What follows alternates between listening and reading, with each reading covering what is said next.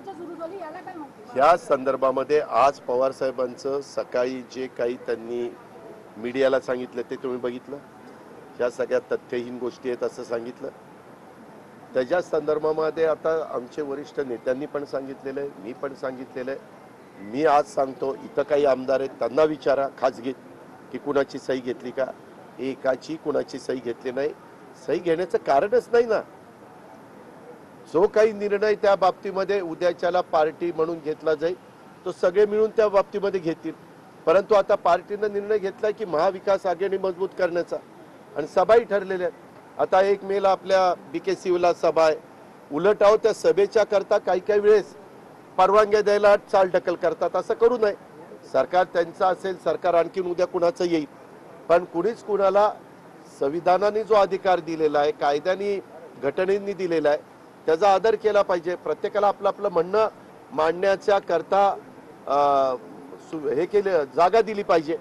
मात्र त्याच्यात न्यायालयाने जिथं सांगितलं असेल की हे राजकीय कामाकरता वापरू नका त्याचाही आपण आदर केला पाहिजे. पण हे जे काही सतत चाललेलं आहे हे कुठंतरी थांबलं पाहिजे असं माझे स्पष्ट मत आहे. तुम्ही आता म्हटलात की राष्ट्रवादी काँग्रेसमध्ये तुम्ही कायम असाल, पुढे राहणार देखील.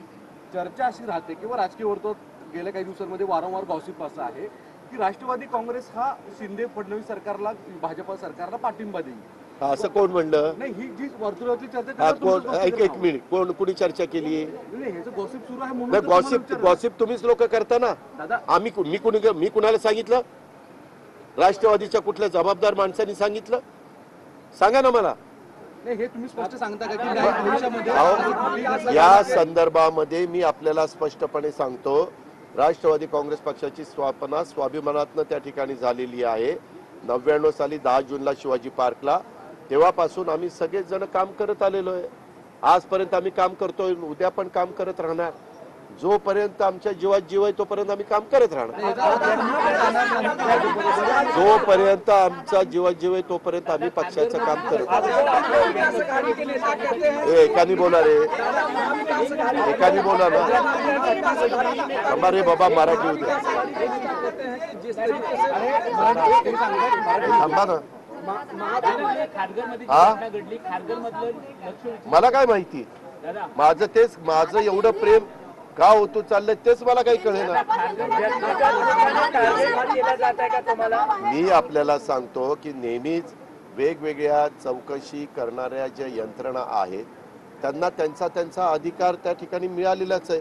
राज्याच्या स्तरावर ACBला आहे, EOWला आहे, CIDला आहे, पोलीस खात्याला आहे का नाही? तसं केंद्रामध्ये CBIला आहे, EDला आहे, NIAला आहे, इन्कम टॅक्सला आहे.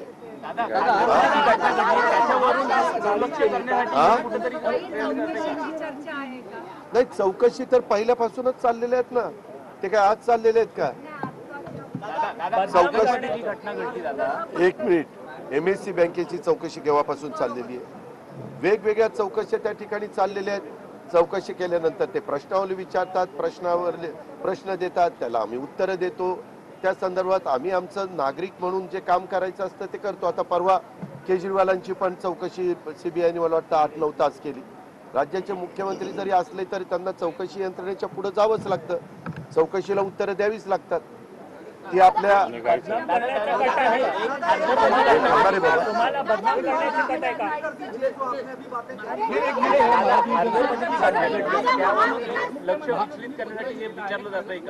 काय काय काय काय